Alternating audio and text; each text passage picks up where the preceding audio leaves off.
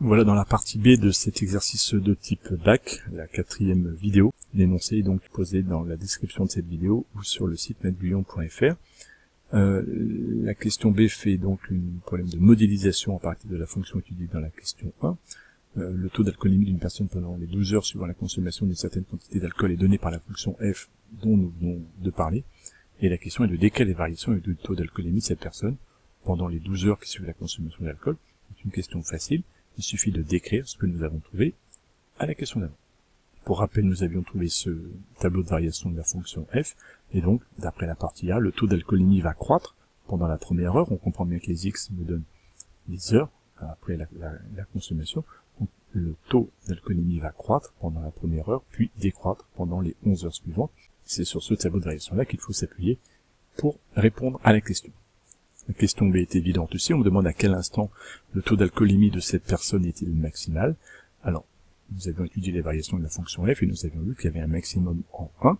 Donc, on répète bêtement, le taux d'alcoolémie de cette personne est maximal au bout d'une heure, il vaut f de 1, qui vaut environ 0,74 grammes par litre. Il s'agit ici de questions récompense pour l'élève qui a réussi à faire la première partie juste. La partie B n'offre aucune difficulté. Et la dernière partie de l'exercice est du même acabit. On nous dit que le code de la route interdit toute conduite d'un véhicule lorsque le taux d'alcoolémie est supérieur à 0,5 g par litre.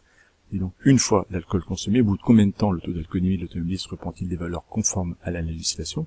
On va donc essayer de savoir quand est-ce que le taux redevient inférieur à 0,5. Et évidemment, cette question-là a été résolue avec le théorème des valeurs intermédiaires dans la partie A. On s'était appuyé sur ce tableau de variation-là, et on voit bien que le taux d'alcoolémie monte au-dessus de 0,5 juste après, pendant la première heure, quand l'alcoolémie monte, et puis elle redescend après dans le temps. Il faut déterminer une valeur approchée de bêta. On avait trouvé bêta qui était environ à 2,15 dans la partie A, 2,15 heures.